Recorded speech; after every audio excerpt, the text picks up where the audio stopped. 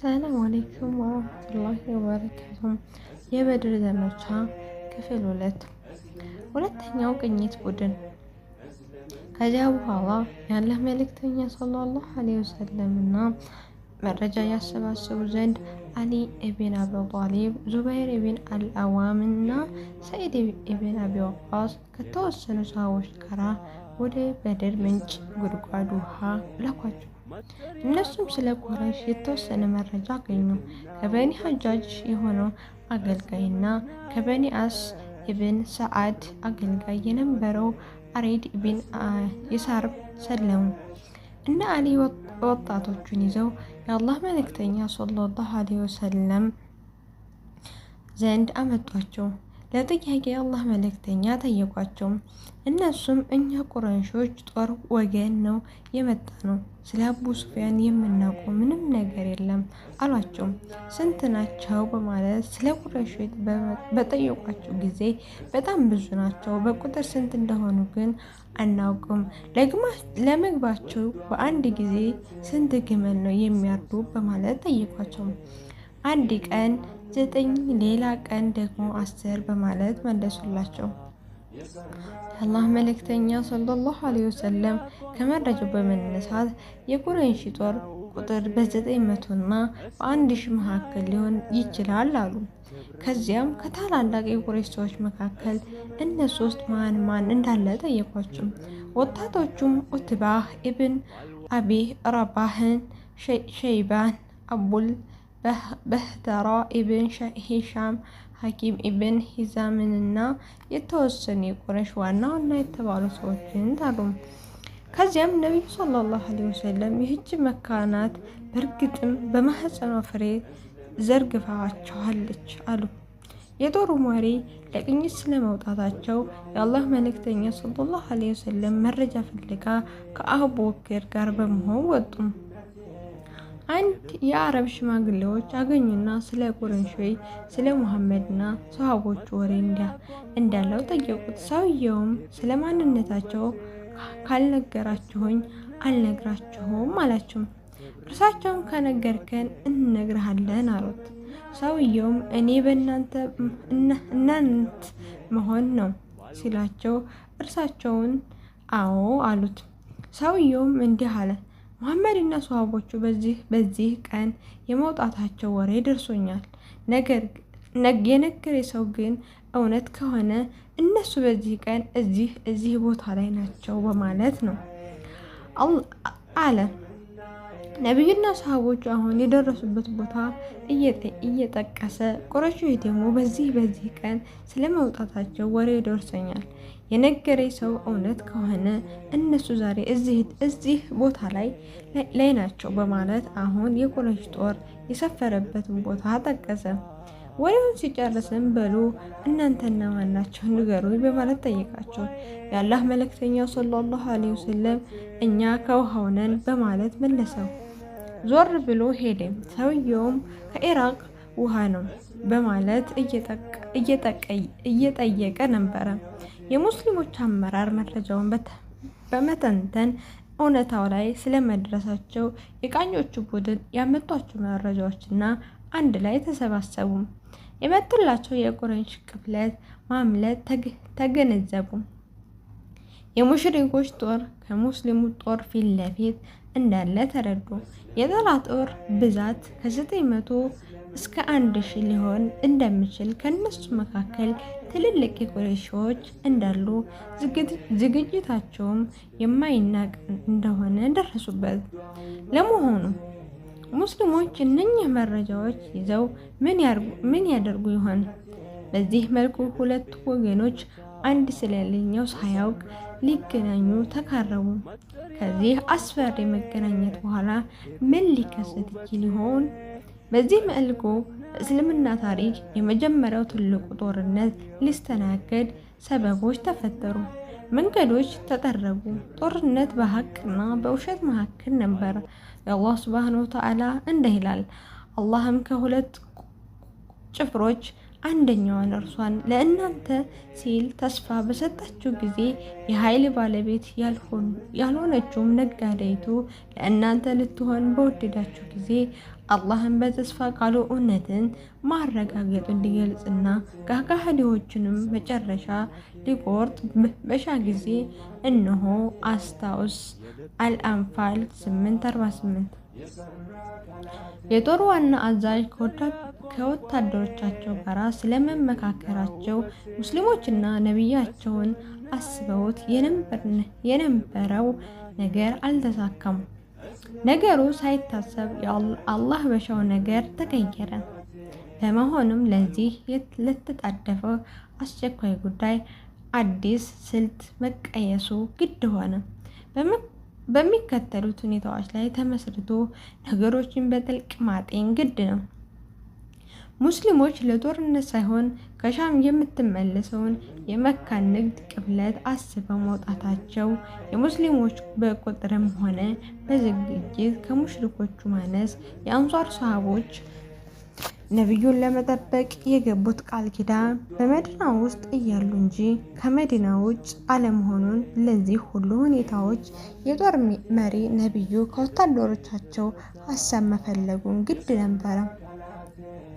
በመሆኑም የአላህ መልእክተኛ ሰለላሁ ዐለይሂ ወሰለም እና ሰሃቦቻቸውን ለምክክር ሰበሰቡ። ከዚያም ሰዎች ሆይ አመላክቱኝ አሏቸው። አቡበክር ተነሳና ጥሩ ንግግር ተናገረ። እሱን ተከትሎ ዑመርን በመነሳት ቆንጆ ንግግር ተናገረ። ሚቅዳድ ኢብን አምር ደግሞ ተነሳና እንዲህ አለ። የአላህ መልእክተኛ ሆይ እኛ በአንቱ አምነናል። አላህ ባዘዘዎት ነገር ላይ ይምሩን። እኛ ከአንቱ ጋር ነን። ወላሂ እኛ የሙሳ ህዝቦች ለሙሳ እና ለአምላክህ ሂዱና ተዋጉ፣ እኛ እዚህ እንቀመጥ እንዳሉት አንለወትም። ነገር ግን እንላለን አንተና ጌታህ ሂዱና ተጋደሉ፣ እኛም ከእናንተ ጋር እንጋደላለን። በእውነት በላከው ይሁንብኝ ጊማድ ሩቅ የመን ድረስ ይዘሃን ብትሄድ ከአንቱ ጋራ እንሄዳለን፣ እስክትደርስ ድረስም አንለይህም በማለት የአላህ መልእክተኛ የሚቅዳር ንግግር አወደሱ፣ ዱዓም አደረጉለት። ከዚያም የአላህ መልእክተኛ አሁንም አመላክቱኝ እናንተ ሰዎች ሆይ አለ። ከአንሷሮችም የሆነው ለመስማት የሚፈልጉትን በመምሰል ወደ እነሱ ዞረ። ሰዒድ ኢብን ሙዓዝ ተነሳና ወላሂ የአላህ መልእክተኛ ሆይ በንግግሩ እኛ እንድንናገር ያሰቡ መሰለኝ አለ። እሳቸውም አዎ አሉት። ሰዒድ ኢብኑ ሙዓዝም ልብ የሚነካ አንደበት፣ በእርግጥም በአንቱ አምነናል፣ እውነትም ብለናል። ይዘውት የመጡት ነገር እውነት መሆኑን መስክረናል። በዚህ ላይ እርስዎ መታዘዝና መስማት ላይ ለእርስዎ ቃል ኪዳን ገብተናል፣ ወደፊትም ይቀጥላል። የአላህ መልእክተኛ ሆይ እኛ ከእርስዎ ጋር ነን። በእውነት የላከው እምላለሁ ባህርንም እንዲሻገር ቢያዙኝ ወላሂ ከእርስዎ ጋራ አንድም ሰው ሳይቀር እንገባለን። ነገም ጠላቶች ጋራ ቢያገናኙን የምንጠላ አይደለንም። እኛ በጦርነት ላይ ታጋሾች፣ ፊልሚያ ወቅት እውነተኞች ነን። በእርግጥ አላህ አይነውን የሚያሳፍርን ነገር ከእኛ ሳይወታል ይሄዱ አላህ በረከት በማለት በሚያስደንቅ ንግግር ተናገረ። የአላህ መልእክተኛ ሰለላሁ ዐለይሂ ወሰለም ደስ አላቸው። ከዚያም እንዲህ አሉ፣ በአላህ በረከት ተጓዙ፣ አብሽሩ፣ አላህ ከሁለት አንዱ ጭፍሮች ቃል ገብቶልኛል። ወላሂ የእነኚህ ሰዎች እያንዳንዱ መውደቂያቸው ይታየኛል። በቦታ መረጣ ላይ ምክክርና የአላህ መልእክተኛ ሰለላሁ ዐለይሂ ወሰለም ወደ ሙሽሪኮች ጦር መገስገስ እና ከፊት ለፊታቸውም ለጦራቸው ቦታ በመያዝ ለጦርነት መሰናዳት ባሰቡ ጊዜ በዚህ ጉዳይ ላይ ሰሃቦቻቸው አስተያየትና ምክር ጆሮ ሰጡ። ሀባብ ኢብን አልሙንዚር ኢብን አልጀህሙህ እንዲህ አለ፣ ይህ ቦታ ወደፊትም አንዳንድ ወደ ኋላ እንዳይቀር አላህ አሳርፎት ቦታው ነው ወይንስ ጦርነት ስልትና ሴራ ነው በማለት ጠየቃቸው። እሳቸውም በእርግጥ የጦርነት ስልትና ሴራ ነው አሉት። እርሱም የአላህ መልእክተኛ ሆይ እንግዲያውስ ትክክለኛ ማረፊያ ይሄ መሆን የለበትም። ከሰዎች በታች ወዳለው ዝቅተኛ የውሃ ቦታ እስክንደርስ ድረስ ሰዎችን ይዘው ይሂዱ። ከዚያም ከውሃ ጉድጓዱ ኋላ ያለውን እንይዛለን። ከዚያም ሐውድ ገንዳ እንሰራለን፣ ውሃ እንሞላለን። ከዚያም ጠላቶቻችንን እንዋጋለን፣ እንጠጣለን፣ እነሱም አይጠጡም አላቸው። የአላህ መልእክተኛም ትክክል ነገር አመላክተሃል አሉት። የአላህ መልእክተኛና አብረዋቸው ያሉ ሰዎችን በመነሳት ለጠላቶቻችን ወደሚቀርብ የውሃ ቦታ ቅረቡና ማረፊያቸውን አድርጉ። ሌሎች የውሃ ጉድጓዶች ሁሉ እንዲደፈኑ ተደረገ። ባረፉበት የውሃ ጉድጓድ ላይም አጠሩና ውሃ ሞሉ። የውሃ እቃዎቻቸውንም ከወደዚያ በመወርወር መቅዳት ጀመሩ። በዚህ እነሱ ውሃ ሲያገኙ፣ ሙሽሪኮች ግን ውሃ በሌለበት ቦታ ላይ እንዲሰፍሩ ሆነ። ጥም በረታባቸው።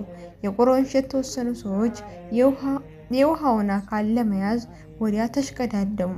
ለመጠጣትም የሄዱ ሁሉ ግን በበድር ዕለት ከዚያው ተገደሉ።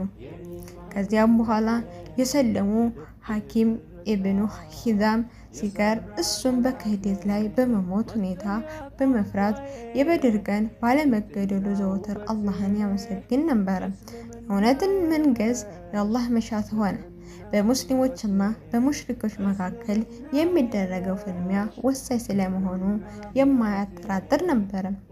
ለምን ከተባለ ቁረይሾች በጦርነቱ የአላህ መልእክተኛን እና ሰሃቦቹን ለአንዴና ለመጨረሻ ጊዜ ሙሉ በሙሉ ከምድረ ገጽ ለማጥፋት ትልቁ እድላቸው ስለሆነ በጥብቅ ይፈልጉታል። ይህም የጣዖት አምልኮን በብቸኝነት ለማመስገን ይጠቅማቸዋል። በመዲና የሙስሊሞች መንግስት የመሰረቱትና በወጣቶች ተደራጅቶ ሙስሊሞች ደግሞ በእነሱ ላይ የደረሰውን የበደል ጭቆና ዘመን አብቅቶ ትክክለኛው አመለካከትና መለኮታዊ ጥሪ እንዲነግስ የአላህ ሱብሃነሁ ወተዓላ መሻት ይፈልጋሉ። ስለሆነም ፍልሚያው የሞት የሽረት የህልውና ጉዳይ በመሆኑ ፈተናው ከባድ መሆኑንና መራር ነገር መጎንጨት አይቀሬ ነው። ከሁሉም በላይ የአላህ መሻት ውሸትንና ባለቤቶቹን ማጥፋት እውነት የያዘ ሁሉ የበላይ በማድረግ መሆኑ የታወቀ ነው። አላህ ሱብሃነሁ ወተዓላ እንዲህ ይላል፣ አላህም ከሁለት ጭፍሮች መካከል አንደኛው እርሷ ለእናንተ ናት ሲል ተስፋ በሰጣቸው ጊዜ የኃይል ባለቤት ያልሆነችውም ነጋዴቱ ለእናንተ ልትሆን በወደዳቸው ጊዜ አላህም በተስፋ ቃላቱ እውነትን ማረጋገጡ ሊገልጽና ከካህዳኖች መጨረሻ ሊቆርጥ በሻ ጊዜ የሆነም አስታውስ። አል-አንፋል 7:8-7 በሌላ የቁርአን አንቀጽም እናንተም በቅርቢቱ ዳርቻ ሆናችሁ እነርሱም በሩቂቱ ዳርቻ የሆነው ነጋዴዎቹን ጭፍራ ከእናንተ በታች ሲሆኑ በሰፈራችሁ ጊዜ ያደረግንላችሁን አስታውሱ።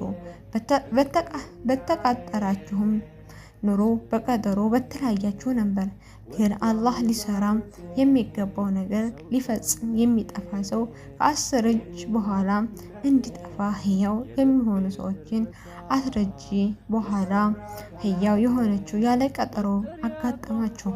አላህም በእርግጥ ሰሚ አዋቂ ነው።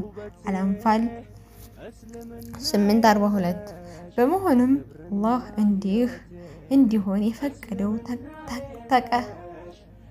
ተቀጠረለት። ፍልሚያ እስኪገኝ ድረስ ሁሉም ነገር በፍጥነት ወደፊት መከተሉ ግድ ሆነ። የአላህ ጥበቃ ለሙስሊሞች ቅርብ እንደሆነ በአላህ በህልምህም እነሱ ጥቂት አድርጎ ባሳየህ ጊዜ አስታውስ። እነሱ ብዙ አድርጎ ባሳየህም ኑሮ በፈጠራችሁና በነገሩ በተጨነቃችሁ ነበር። ግን አላህ አንዳችና እርሱ በደረቶቹ ውስጥ ያለውን ሁሉ አዋቂ ነውና አላህም ሊሰራው የሚገባ ነገር ይፈጽማል ዘንድ በተገጠማቸው ጊዜ እነርሱም በዓይኖቻቸው ጥቂት አድርጎ ያሳያቸውና በዓይኖቻቸውም ላይ ያነሳቸው አስታውሱ። ነገሮችም ሁሉ ወደ አላህ ብቻ ይመለሳሉ። አልአንፋል 8:43-44 ከጦርነቱ በፊት የአላህ መልእክተኛ እና ሰሃቦቻቸው ሞራል ከፍ አለ። በፍልሚያ ቦታዎች ላይ ከፍ ያለውን አካባቢ ለጦርነታቸው መረጡ። ለቦታውም አስተማማኝ ጥበቃ አደረጉለት። ከዚያም ተዋጊዎቹ መስመር በማስያዝ እና በማሰለፍ ስራ ተከናወነ። በጦርነቱ ጊዜ ሲደበላለቁ በስህተት አንዱ ሌላኛውን ወንድሙን የመግደል ሁኔታ እንዳይፈጠር በአንድም እንዲተዋወቁ ተደረጉ። ከዚያም የአላህ መልእክተኛ እስካዘዟቸው ድረስ ጥቃት እንዳይከፍቱ ማሳሰቢያ ተሰጣቸው። ይህ ሙሽሪኮች ወዳልታሰበው የጦርነት አቅጣጫ ጎትተው እንዳይወስዷቸው ለመጠንቀቅ ተብሎ ታሰበ ነው።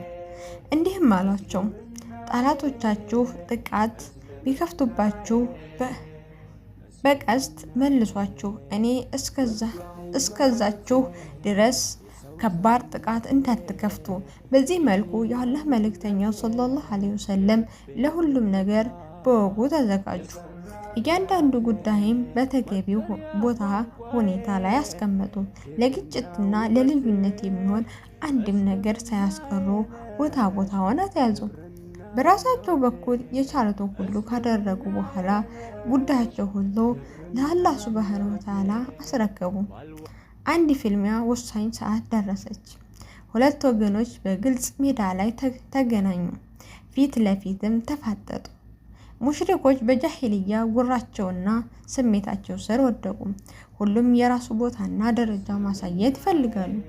ጀግንነቱንም ለማሳየት እጅግ ኃይለኛ መጥፎ ሰው የሆነው አልአስወድ ኢብን አብዱል አሰድ አልመኽዙሚያ ወጣትና ከፍ ባለ ድምፅ ተጣራ። ከሙስሊሞች የውሃ ኩሬ እንደሚጠጣ አልያም እንደሚያፈርሰው ለአላህ ቃል እገባለሁ ወይም እሞታለሁ አለ። ሙስሊሞችም የከለሉትን የውሃ ኩሬ እያሰበ ከዚያ ቦታ ለማጥቃት ተንቀሳቀሰ። ነገር ግን ሐምዛ ኢብን አብዱል ሙጠሊብ ወጣትና በሰይፍ ከውሃው ሳይደርስ ከጉልበቱ በታች ያለው እግሩን አበረረለት። ሰውየው አሁንም መሐላውን ለመሙላት ወደ የውሃ ኩሬው ሮጠ። አሁንም ሐምዛ ኩሬው መሃል ደረሰበትና ገደለው። በዚህ ጊዜ ሙሽሪኮች አትባህ ኢብን ረብዓ ጀግንነቱን ለማሳየት ፈለገና በወንድሙ ሸይባህ እና በልጁ ወሊድ መካከል ሆኖ ለአንድ ፍልሚያ ሙባረዛ ተጣራ። ወዲያውም ከአንሷር የሆኑ ወጣቶች በጥድፊያ ወጡ። የአላህ መልእክተኛ ግን ተመለሱ አላቸው። ዑበይዳ ኢብን አልሐሪስ፣ ሐምዛ ኢብን አብዱል ሙጠሊብ እና አሊ ኢብን አቢ ጣሊብ እንዲወጡ አደረጉ። እነሱም የእርሳቸው ቤተሰብ ሲሆኑ ከሌሎቹ በላይ ለአደጋ ጊዜ ይመርጧቸዋል። ጀግንነታቸውንም ሆነ የጦር ልምዳቸውን አሳምረው ያውቃሉ። በአላህ ፍቃድ እነሱ በቁረይሾች ላይ የተሳካላቸው እንደሆነ ደግሞ የሙስሊሞች ሞራል እጅጉ ይነሳሳል። የሙሽሪኮቹ ደግሞ በከፍተኛ ሁኔታ ይወድቃል። መርዛማ እሾሆቹም ይነቀላሉ። በዚህ እድሜያቸው ትልቃቸው የሆነውን ዑበይዳ ከዑትባህ ጋራ፣ ሐምዛ ደግሞ ከሸይባህ ጋራ፣ አሊ ደግሞ ከወሊድ ዑትባህ ልጅ ጋር ለመፋለም ዝግጁ ሆኑ። ሐምዛም ሆነ አሊ ተፋላሚዎቻቸውን ለመጣል ብዙ አልቆዩም። ዑበይዳና ዑትባህ ግን ሁለቱም ክፉኛ ተቆሳሰሉ። ወዲያውኑ ግን አሊይና ሐምዛ በመረባረብ በሰይፋቸው ዑትባህን ጨረሱት። የቆሰለን ጓደኛቸውንም ዑበይዳን በመሸከም ለሕክምና ወደ ሙስሊሞች ካምፕ ወሰዱት። ይህ ጦርነት በመክፈቻ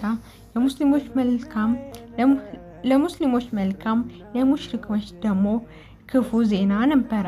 በመሆኑም ሙሽሪኮች እጅጉን ተበሳጩ፣ በንዴት ጦዙ። ይህ ክፉ አጀማመር ለመካስም ይመስል ከፍተኛ ጥቃት ለመሰንዘር ተንቀሳቀሱ። ነገር ግን ሙስሊሞች በቦታቸው ላይ በመሆን መለሷቸው። የአላህ መልእክተኛም እስኪያዛቸው ድረስ ጥቃት አልጀመሩም።